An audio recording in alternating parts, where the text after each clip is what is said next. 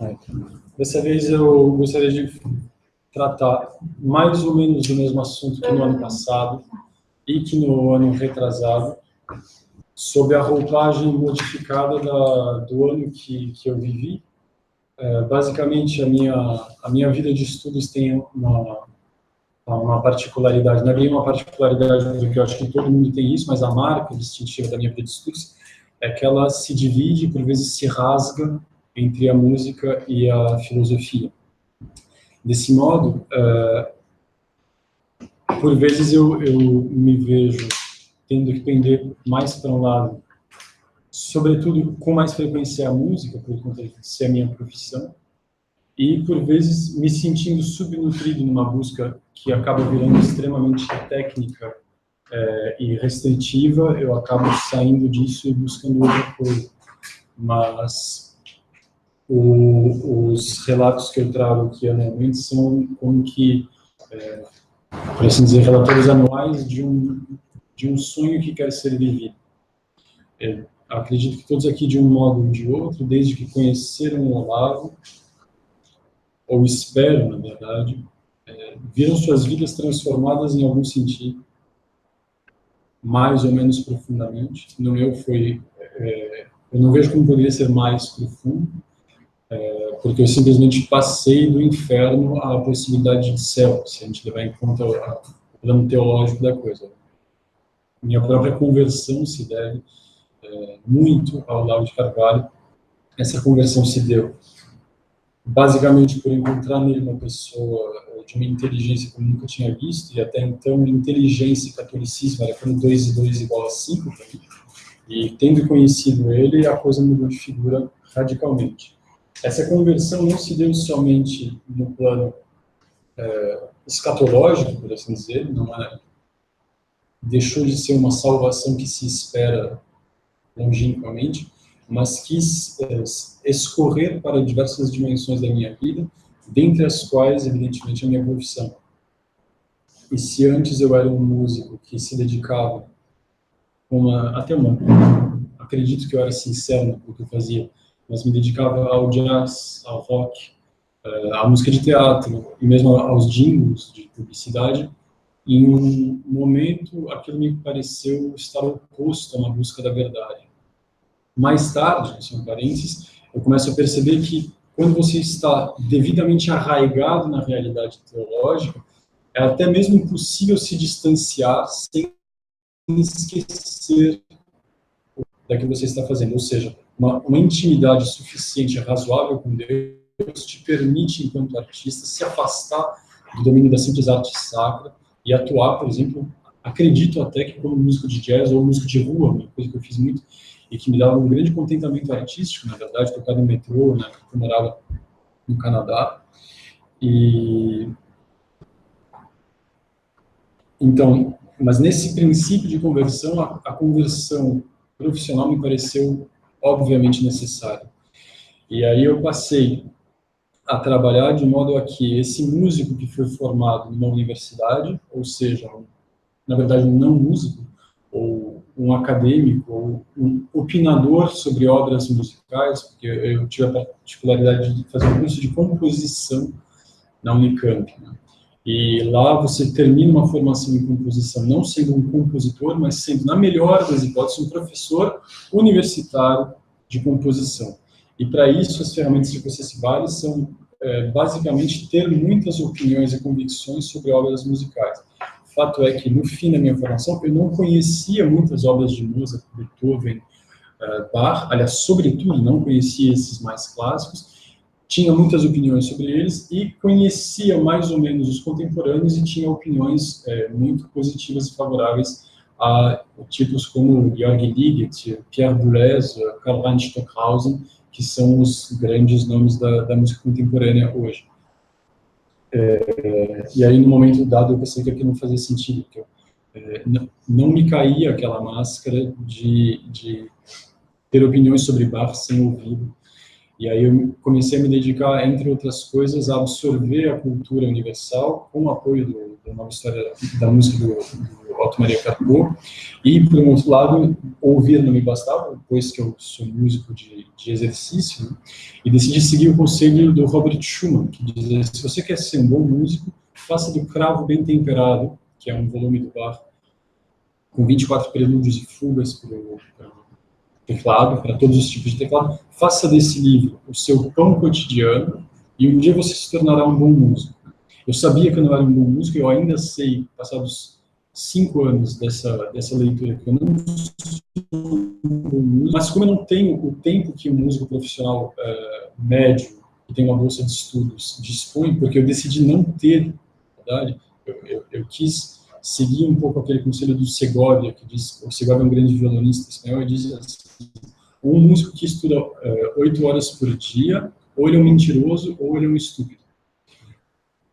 Por quê? Me parece, se o Segovia, que é um grande gênio da música, diz isso, me parece, suponho, não acho que tenha muita chance de estar errado, que é assim, a música não fala da música.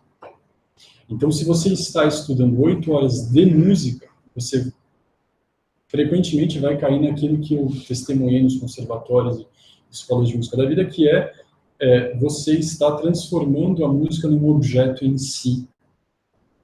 E no momento em que você transforma num objeto em si, quando você pegar um táxi e disser que é músico, o taxista vai achar que você faz uma coisa e você vai achar que você faz outra. E aí você não sabe em que você pode ser útil para ele. Isso aconteceu assim, eu falei de taxista, mas na verdade eu percebi isso nas caronas que eu pegava para ir de São Paulo para Campinas. As caronas Unicamp são uma grande tradição daquela universidade, e ali era a única situação em que engenheiros do extremo oposto da universidade interagiam com artistas, porque em geral eles se odeiam, mas como os engenheiros têm carro e os artistas não, a gente pagava para pegar carona com eles. Então a gente pegava a estrada, e aí eu falava assim, eu sou músico, eu falava: nossa, que legal, que máximo, deve ser delicioso esse músico. Mas por que você está falando isso? Canta uma música aí para mim. E eu achava ridículo. Mas, na verdade, hoje em dia, eu me acho ridículo por me achar ridículo, por achá-lo ridículo. Porque, na verdade, se você seguir o conselho do Segovia, você vai perceber que a música não está no mundo para você ser um bom músico. Ela não está no mundo para você tocar as notas mais rápidas possíveis e o mais afinadas. Eles têm engenheiros, como diz a Aida Machado, uma grande professora de percepção que eu tive, para que los hijos no matem sus mamás. Ou seja, a música está aí para algo que está muito mais diretamente conectado com o plano da moral do que com o plano da estética. A estética é um elemento que vai ser muito crítico nessa pesquisa que eu fiz para mostrar para vocês, mas tendo percebido essa realidade de, assim, com vistas a ser o músico que eu gostaria de ser, que eu sonhava em ser, e que ficou registrado no papel quando eu decidi ter os culhões de escrever o famoso necrológio do Olavo. Eu acho que para aqueles que fizeram deve ter doído. Para mim doeu as 3 vezes que eu fiz. Quando ficou registrado no papel, eu vi, bom, eu quero ser um tipo de músico que o contato mesmo com os músicos de hoje em dia vai me impedir de ser, em certa medida. Então, foi o momento em que eu recolhi meu time de canto e comecei a estudar coisas em função desse sonho que ficou gravado no papel. Qual era esse sonho? Bom, eu gostaria de poder entrar na igreja e ouvir a melhor música do universo. Por quê? Porque estava claríssimo para mim, no começo da minha conversão, que a igreja talvez não seja, em termos concretos, objetivos, mas deve ser o melhor lugar do universo. Ora, por que no melhor lugar do universo eu devo aceitar a pior música? Por que eu devo tolerar, em prol da igualdade, da diversidade, essa diversidade que talvez seja muito ousado dizer criminosa, mas no mínimo equivocada, que o Olavo de Carvalho aponta no Futuro do Pensamento Brasileiro como sendo uma das causas, né, do problema psicológico brasileiro, ou seja, aquilo que era um simples método na antropologia, um afastamento por precaução na antropologia, acabou sendo tomado como a verdade nua e crua, e hoje em dia é reproduzida como uma ferramenta de compreensão da realidade mesmo. De modo que bandidos podem ser mocinhos, e mocinhos não podem ser outra coisa senão bandidos. Enfim, tendo percebido isso, o trazer a música para a liturgia me pareceu assim, a coisa urgente a ser feita.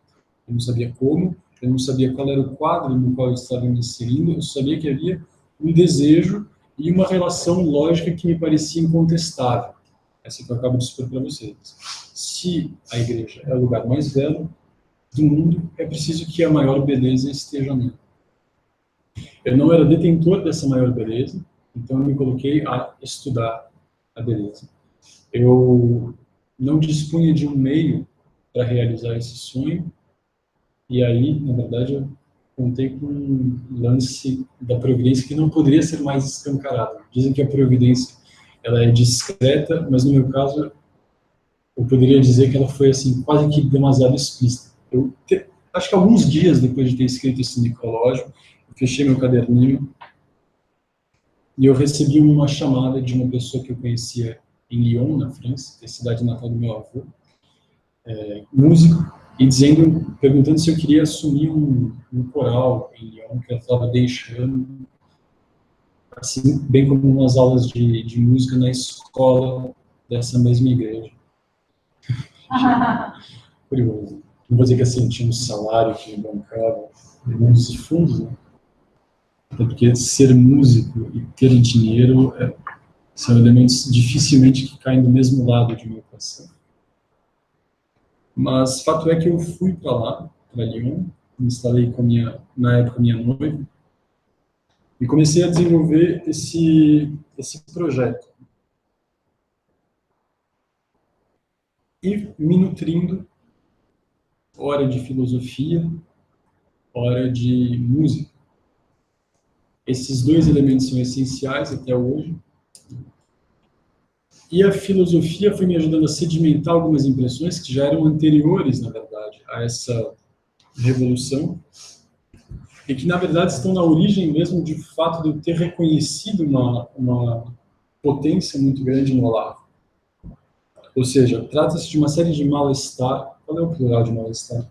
Mal-estar? Males. Vamos dizer que é isso?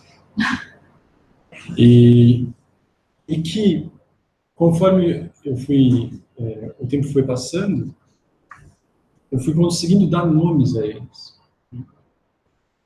E o primeiro que me ficou claro vai nos ajudar a entender a questão da música sacra no Brasil. Só que antes de começar a falar da música sacra no Brasil propriamente, é preciso fazer uma parte referente a duas angústias quanto a esse tema, para mim. O primeiro é que, ouvindo a palestra do Tiago ontem, eu falei isso para eles. Eu me senti movido de uma força, de um impulso que, na verdade, não me habita mais, ou nunca me habitou, quanto à resolução de um problema brasileiro.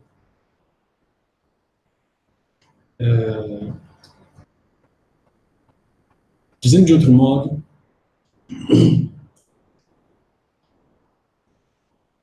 essa solução do problema litúrgico, para mim, ou seja, a solução de melhorar a qualidade musical das missas, ela me parece poder ser realizável onde quer que eu esteja.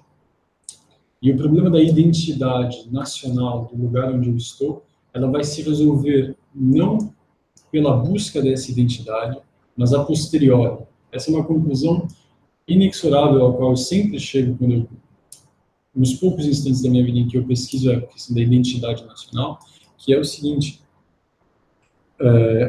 permitindo-nos entrar um pouco no tema da música sacra no Brasil. A música sacra brasileira, para ser estudada, acho que você tem que pegá-la por alguns pontos. De um lado, para poder realizar algo no Brasil, ou seja, você tem que conhecer o repertório adequado às comunidades litúrgicas, ao povo que canta, porque música na igreja é o povo que canta, não são profissionais. A gente vai tratar do tema profissionalismo e amadorismo, que é fundamental para isso. E, por um outro lado, você tem que ter um aporte de conhecimento histórico, eu acho. Na verdade, eu até gostaria que o Thiago me corrigisse se você vê que falta algo. Por um outro lado, um aporte histórico que te permita não melhorar a sua prática musical, ela não vai te agregar qualidade em termos artísticos, mas ela vai me permitir saber em qual terreno eu estou me movendo, para que uma ação que se comece a realizar lá no Brasil, para o caso de um dia a Providência me levar a ajudar o meu país mais diretamente, né? Tenho ajudado de outros modos, por exemplo, agora acabou de sair a tradução do Espírito da Música do Bento XVI, que fui eu que traduzi. Mas, no caso de uma ação in loco, eu teria que dispor de um conhecimento histórico, simplesmente para saber, assim, qual é o status questione da coisa. Mesmo que todos os músicos, na verdade, não conheçam. Em geral, o próprio do músico clássico, é uma ação muito pouco refletida, na verdade, do fato dele ter de dedicar muitas horas ao estudo instrumental. Eu, se por um lado sou ruim do ponto de vista instrumental, não sou um excelente cantor, não sou um excelente pianista, sou bastante medíocre mesmo nesses dois pontos, tenho um forte, assim, com o solfejo, tenho uma capacidade de leitura musical maior do que instrumental mesmo, mas pelo menos esse outro lado mais intelectual me interessa. Então eu precisaria desses dois elementos. Se você precisa se armar de um conhecimento histórico, eu cheguei à conclusão provisória de que você precisa atacar os seguintes pontos da questão da música sacra no Brasil. São esses aqui. O primeiro são as iniciativas musicais, mesmo pedagógico-musicais, do padre José de Anchieta, que chegou no Brasil, que traduziu o canto gregoriano para o tupi, e outras iniciativas desse período pré-colonial, do início do colonial, como as descrições do Pervaz de Caminha, de como os índios cantavam, como foi a primeira missa, a missa cantada com o padre Leonardo Nunes, que fundou um pequeno coro de leigos, as transcrições dos cantos indígenas feitas pelo Jean Delery. Então, esse primeiro ponto ele vai ter um valor assim menos musical, eu acredito, mas com uma importância de dispor de um mito fundador na minha cabeça que servirá de guia. O segundo ponto é o barroco mineiro. A música que se produziu no século XVIII em Minas Gerais, 18 comecinho do 19, em Minas Gerais, pelo menos a mais importante, principalmente em termos de... Sim. Já vamos rezar uma Ave Maria. Diga de novo o nome dele, Antônio. Estamos rezando por ele. Obrigado, Luiz. Força. Então, em segundo lugar, o barroco mineiro, que é o momento de maior produção da música sacra no Brasil. Eu devo confessar, vocês vão ver nessas listinhas que eu preparei, que não posso ter ouvido errado, posso ter ouvido insuficientemente, mas não me parece, em termos qualitativos, algo que fale ao universal. Felizmente, tem um repertório que fala, e ele é justamente o mais atual, isso é a boa nova. Em terceiro lugar, a fundação da Capela Real, ou a Capela Imperial, no Rio de Janeiro, na qual Dom Pedro financiava um corpus imenso de músicos profissionais e amadores para animar as missas e as liturgias da família real. Ele chegou ao ponto de contratar, de ter 70 músicos sob a folha de pagamento, sob o regime de exclusividade. O músico sob exclusividade é uma peça rara, porque, em geral, o músico faz aquilo que diziam padre francês, que é assim: vocês músicos, vocês jantam na ópera e almoçam na missa. Porque eles estão sempre transitando entre esses dois domínios. Então, quando você vê que uma família real está investindo suficientemente dinheiro para ter 70 músicos exclusivamente, é forçoso constatar que a coisa está escoando da Capela Real para as comunidades menores. Então, o simples peso simbólico disso parece muito grave, muito importante. Quarto elemento, depois do Concílio Vaticano II, que foi lá no começo da década de 60, uma série de encontros de música sacra organizados pela CNBB, ou como diria o Roberto Malé, CNB do B. Os encontros de música sacra têm uma importância para o que acontece depois, muito grande, e eles são profundamente influenciados pela Semana de Arte Moderna, sobretudo pelos escritos do Mário de Andrade. Então, seria o quarto elemento a estudar. O quinto seria o neocecilianismo do século XX. O cecilianismo na música é tudo aquilo que diz respeito a devotos de Santa Cecília e, por conseguinte, aqueles que veem na música um poder muito forte na liturgia e que querem, por conseguinte, fazer aquilo que eu queria fazer no meu necrológio, ou seja, que a maior beleza esteja no lugar mais belo. Simplesmente. Então, os sicilianistas, de certa forma, eu nunca busquei ser um sicilianista, mas não vejo como eu não possa ser um. O sicilianismo é todo esse movimento de reconquistar a arte na liturgia. Isso ocorre no Brasil, sob inspiração do que acontece no começo do século XX na França. Acontece no Brasil, na França e na Itália, guiados pelo movimento Una Voce, que existe até hoje. Sexto elemento seria, já bem atual, o fenômeno dos padres cantores e da música evangélica. Isso pode ser visto em termos artísticos como perfeitamente periférico, e tendo a crer que é verdade, mas em termos do impacto social que isso tem, não pode ser negado. Em seguida, os eventos, em termos cronológicos são esses, e aí depois eu listei 3 outros eventos que são meio que perenes, que estão na tradição. São os eventos populares, como a Folia de Reis, Festa do Divino, que tem um repertório bastante típico, você consegue identificar pelos acordes, pela melodia, o que é de Folia de Reis, o que é próprio da Festa do Divino. A música popular ou folclórica de cunho moral, que, na minha opinião, é uma opinião parcial ainda, mas jaz como que um lençol freático irrigando os corações e o senso moral das pessoas em meio a esse caos da arte industrial. E, finalmente, as edições da Paulinas, sob ordens da CNBB, que dita, hoje em dia, tudo que deve ser cantado em todas as comunidades. Então, esse é um fenômeno bastante curioso, né, e confirma aquilo que o Olavo disse quanto ao Hegel, que toda ação, quando engendrada na realidade, conduz ao seu inverso, que é assim, o Concílio Vaticano II professava que a abertura ao mundo faria com que as comunidades fizessem brotar do seio delas mesmas uma nova liturgia.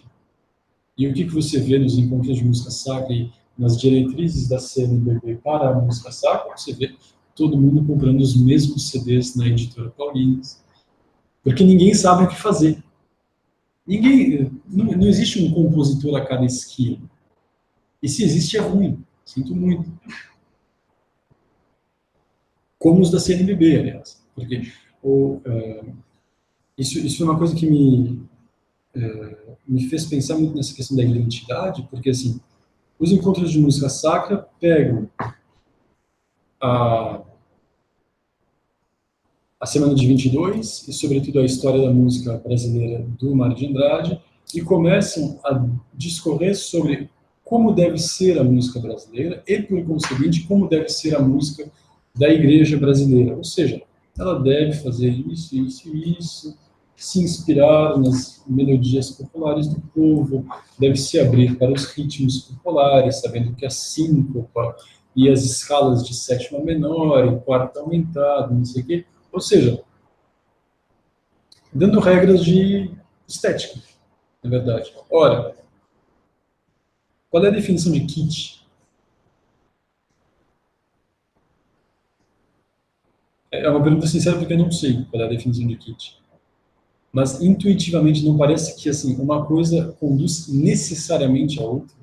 Você vai fazer uma arte partindo de regrinhas e você quer chegar a algo que não seja lixo. Eu não sei como vai dar certo isso. E se você pega então as obras do Padre Geraldo Leite, que é o grande nome da música pós-conciliar no Nordeste, que seguiu, fez baião, fez marcha-rancho, bem no modo da liturgia, tal como proposta pelos encontros de música sacra, eu sinto muito, isso é um lixo. Não do ponto de vista assim, é feio, ou eu não gosto de baião. Não, não é isso. Porque eu não sei se eu não gosto de baião. Embora, assim, eu nunca tenha me identificado com a cultura estereotipada brasileira. Detesto o carnaval. Fui roqueiro na minha adolescência. Passei do hard rock para o funk rock, depois para o classic rock. Foi só rock. Quando eu fiquei assim, um pouco aberto, eu ouvia MPB. Mas não é por não gostar, mas é porque o próprio da arte autêntica, então, eu estou formulando a coisa enquanto eu penso aqui, então vocês me digam o que vocês acham, mas ela é emanar do coração e não do cérebro. Então, o coração talvez não se conheça a si mesmo tão bem, a ponto de poder se formular nas diretrizes de base para a produção de arte sacra.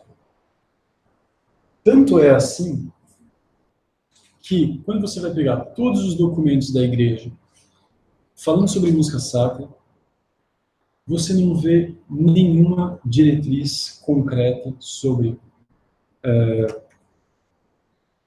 como dizer,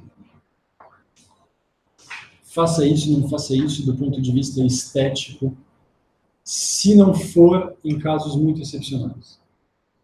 Mas se você pegar a definição de música sacra, segundo os documentos da igreja, os documentos eclesiásticos sobre a música principais são alguns. Né?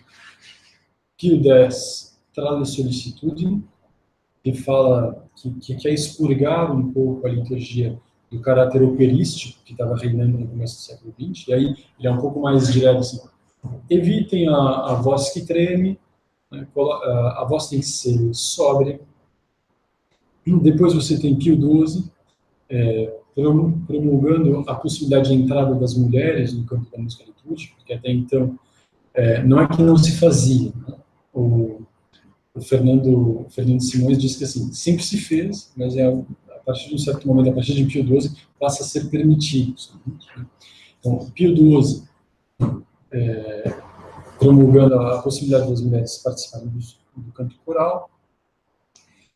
Isso estou falando do século XX. Nos séculos anteriores tem outras coisas, mas Pio X, Pio XII, depois João Paulo II, no Concílio Vaticano II, a Sacrosanctum Concilium, que tem indicações bastante claras sobre a primazia do gregoriano, e depois São João Paulo II faz uma lembrança, um lembrete quanto à importância de não se esquecer o primeiro documento, de Pio X, Trade Sollicitudine, para que a música sacra pudesse preservar a sua dignidade. Então, eles não, como eu disse, não vou entrar no detalhe desses documentos, mas eles não falam diretamente o que deve e o que não deve ser feito.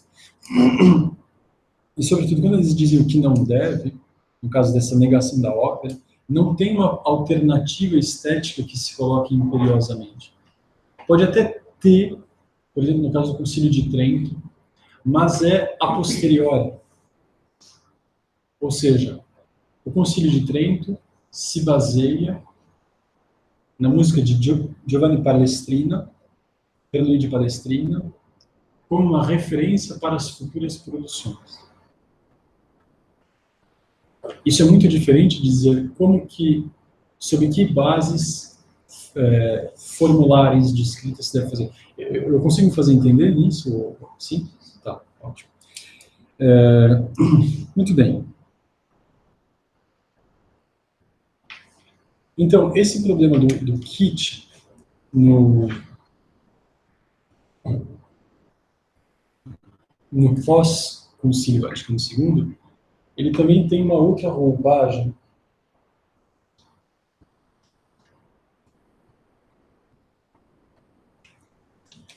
enfim, ele chegou aos meus olhos de um outro modo também, quando eu percebi no começo da minha conversão que existia dois modos, basicamente, de celebrar a missa depois do Concílio Vaticano II.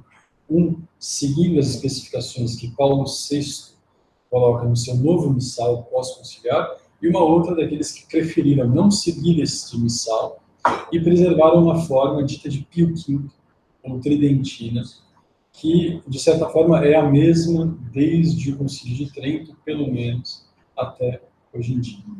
Essas duas formas, não vou entrar muito no detalhe, mas, basicamente, o que as distingue, por incrível que pareça, em termos canônicos, não é a língua. Porque a missa de Paulo VI, o missal de Paulo VI diz que, como regra, deve ser rezada em latim. E, em casos excepcionais de necessidade, pode ser rezada no vernáculo. O missal de Pio V, ele é em latim, mas, isso eu não estou dizendo em termos de experiência histórica, mas a minha experiência concreta, eu estou numa comunidade que reza a missa de Pio V, assim, sempre que é necessário, o padre faz as orações em francês. Quando ele vê, por exemplo, casamento, vem um monte de gente que não é da igreja, lê tudo em francês, não tem nenhum problema e vai embora. Ou seja, não é na língua que reside o principal problema, mas, do ponto de vista do rito, eu diria, não estou querendo ser assim, não é uma verdade enciclopédica, mas me parecem ser duas coisas. O altar e a direção do padre. Pensemos no altar. Tá? Para quem não tem isso em mente, o altar, na missa tradicional, ele está, em primeiro lugar, ele está no fundo da igreja.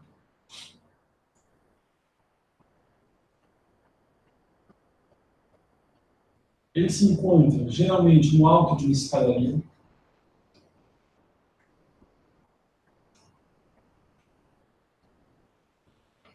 As velhinhas. A cruz.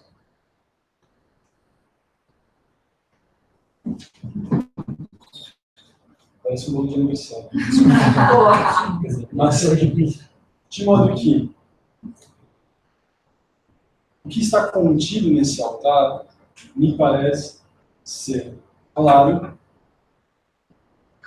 é um apontar um retorno para o alto. Ele está sempre apontando para um certo lugar. Quando você se perde no meio da missa tridentina, você olha, está te indicando para acelerar. Ora, quando eu pego o altar da missa de Paulo VI,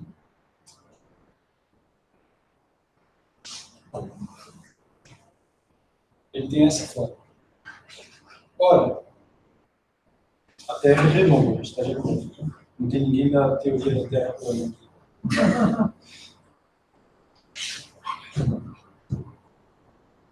Se eu fizer a mesma ideia, se eu aplicar a mesma ideia aqui, de uma extensão vetorial ad infinitum, eu fiz com o altar tridentino, com o altar de Paulo VI, o que acontece? O altar dá a volta no mundo. Sim, vocês estão me seguindo? Sim. Certo. Não é a mesma coisa que dizer, por meio da arquitetura, fazendo, como dizem os franceses, uma piscadinha de olho, um gesto para a terrestrialização do homem.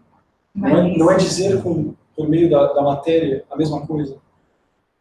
Ou seja, se o próprio da arte, ou de qualquer símbolo, na verdade, e arte e símbolo me parece ser a mesma coisa, porque senão é kit, se o próprio da arte é indicar algo como uma semente que tem vocação a se estender ad infinitum, e nessa extensão propor algo de verdadeiro, ou propor algo de último, então a gente tem um problema de ordem simbólica muito forte entre esses dois altares. Ou seja, um está apontando, eles estão apontando para direções diferentes. Bem, se eles estão apontando para direções diferentes,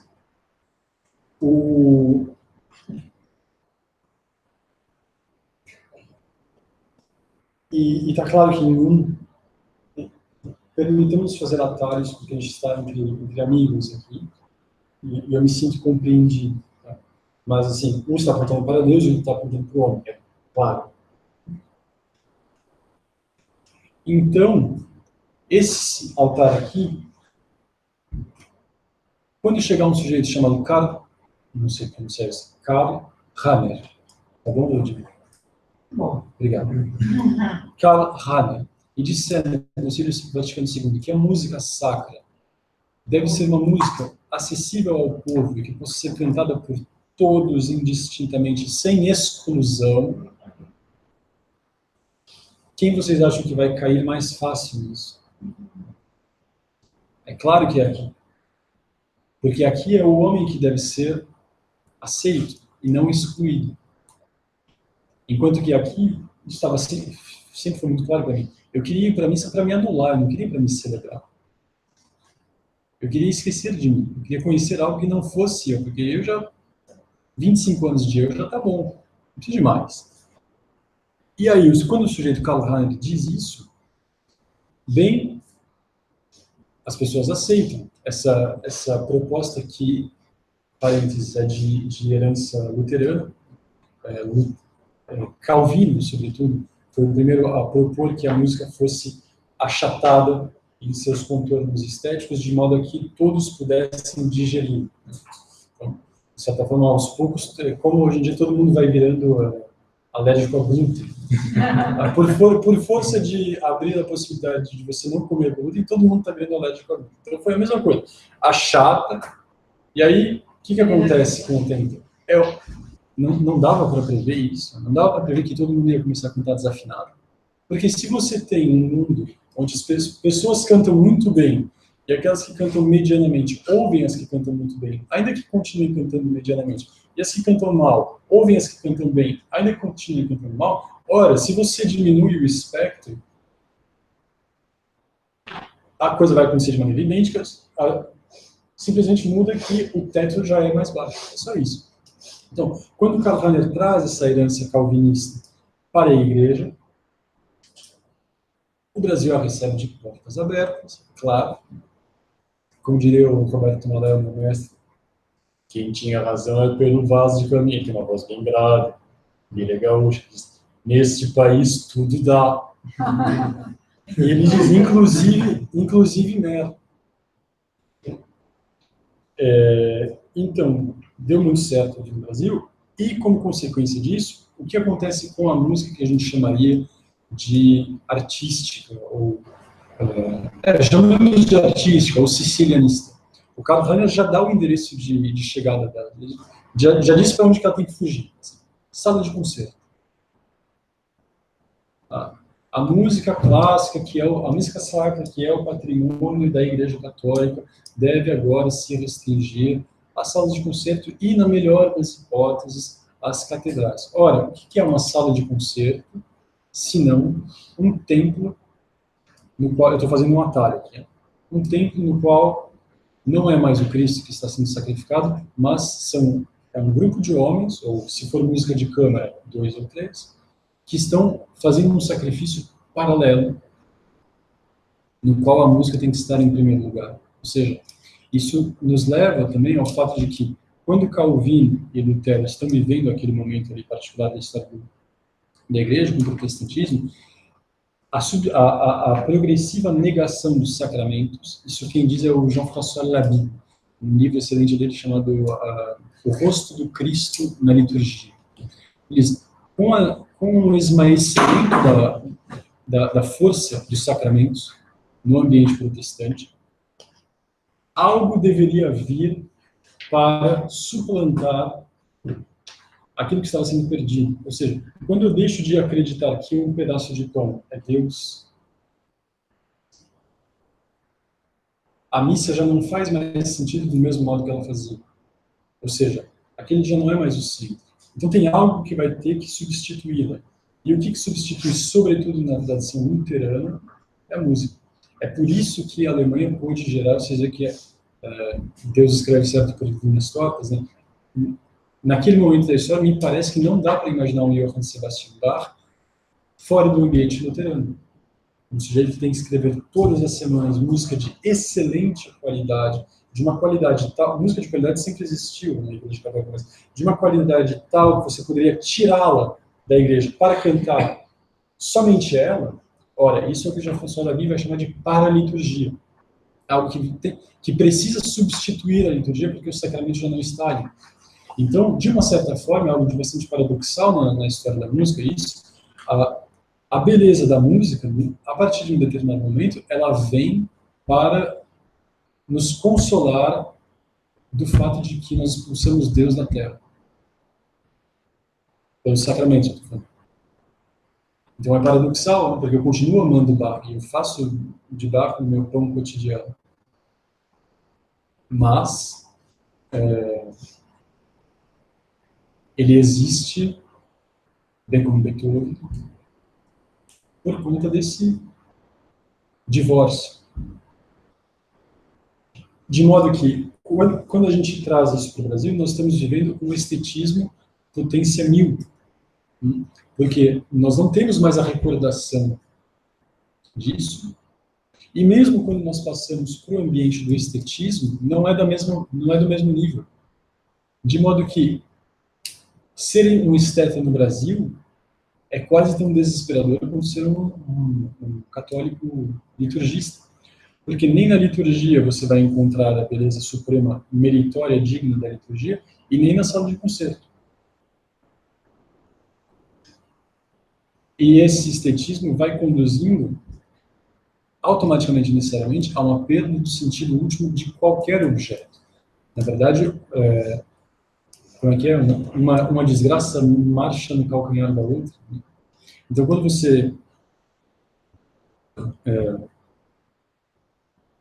aceita um erro desses, a coisa vai se desdobrando de modo que, bom, eu tirei o sacramento do eixo e coloquei os sons. Então, os sons agora têm que ser salvíficos. Eles têm que gerar algum tipo de redenção. Ou seja, eu perdi o sentido da música. A partir do momento em que eu perco o sentido da música, bom, o que me impede de perder o sentido da grafia, da pictórica? O que me impede de olhar para um seio feminino e vê-lo não mais como algo que é capaz de amamentar, mas como uma forma, um contorno. E sendo um contorno, a sua finalidade é ser o maior possível. Não daria para inventar o silicone sem antes a perda do sentido profundo, digamos, real, de um seio materno. De igual forma, quando você vai perdendo essa visão simbólica, é muito fácil você passar do sexo à fornicação. Porque você esqueceu que a cama é um altar. E que é você que está em sacrifício ali. E que o ventre da mulher é um tabernáculo, é um sacrário. Não dá mais para mim. Agora já é tarde demais. Então tem toda essa cadeia que está se perdendo e você não consegue mais ver isso. Quando você vai comer, você não consegue ver que a mesa é um altar. E você não vê que tem um animal análogo ao sacrifício do cordeiro ali que você está comendo. Então você não consegue mais dar graças de verdade. Você dá graças assim, como eu dou. Obrigado, Senhor, por essa refeição, na melhor das hipóteses. Mas você não está vendo a morte dele ali como um lembrete do sacrifício último e derradeiro. Não daria para existir veganismo se a gente não tivesse esquecido o sacrifício. Como que isso se articula com o Brasil? Eu sinceramente não sei, como eu disse, assim, a minha identidade nacional, eu conto ajudar o meu país do modo como eu puder, do modo como Deus quiser. Eu já comecei um pouquinho, bem modestamente, mas isso se articula na medida em que, assim, eu sou brasileiro e estou padecendo essas coisas. E estou convencido. Tem me parecido muito provável que identidade é algo que se estabelece a posteriori. Nesse olhar para trás de uma vida que foi vivida, você veria, esse sou eu. E o que é pertinente com aquela aula do Koff em que ele disse que, o Olavo disse que a identidade nacional não pode se dar pela geografia, se dá pelo pela história que se conta, os feitos comuns.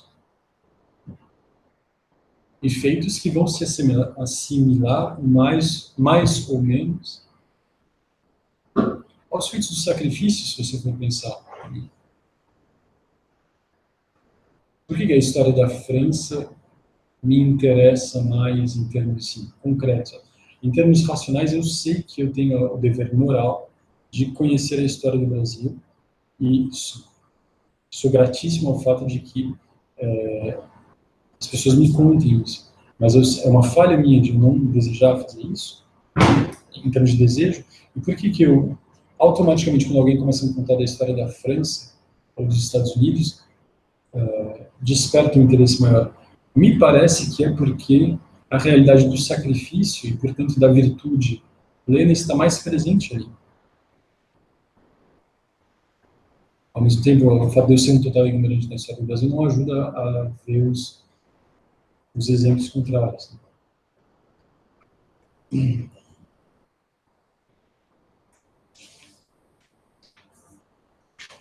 Desse modo,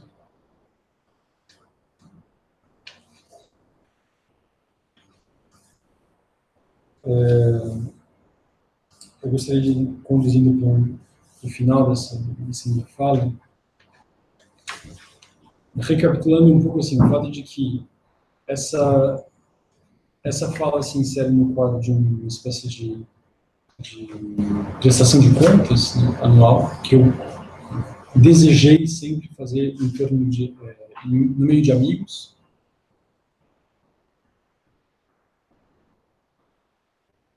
Uma prestação de contas de um desejo quase obsessivo de fazer com que a beleza ocupasse o lugar que lhe é próprio. Como vocês puderam entender e explicar por que a sala de concerto não é esse lugar. E porque, para mim, me faz sentido, por exemplo, produzir este CD, ainda que eu concorde com o Sérgio Celibidache, diz que a gravação é um nonsense. Tanto o Sérgio Celibidache quanto o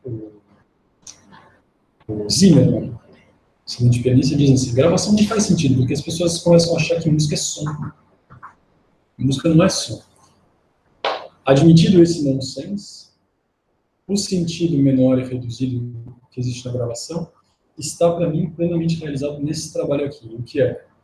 É uma prestação de contas também dessa história, dessa biografia de busca da beleza que a gente começou a viver lá em Lyon, na comunidade da Igreja de São Jorge, em que nós, uma treintena de católicos, amantes da música, mas amadores, não vai dar tempo de falar questão do amadorismo e profissionalismo diretamente, mas produzimos aí uma coleção de obras que nos apaixonaram pelo fato de apontarem, nos lembrarem de Deus particularmente.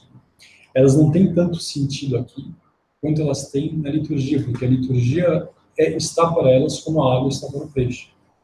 Então é lá que elas são música mesmo. Aqui são um indício de música e podem inspirar aqueles que as ouvem para fazer algo próximo de si. O principal objetivo aqui é que a coisa se reproduza. E, sobretudo no Brasil. Talvez, espero que um dia eu tenha a ocasião de poder realizar esse sonho mais diretamente num país que me deu muita coisa, malgrado tudo, e com o qual eu e acredito que vocês todos têm um sentimento de dever. E isso é tudo que eu tenho para vos propor por hoje. Proponho que a gente desça lá para o nosso feirão. Hoje no nosso feirão, o Ulisses trouxe um monte de livros muito interessantes, muitos deles vindos do Brasil, viu, Carlos? O Thiago trouxe livros dele, de autoria dele, para vender. Eu trouxe CDs dos meus coros. Muita coisa boa, como diria o camelô lá do meu bairro.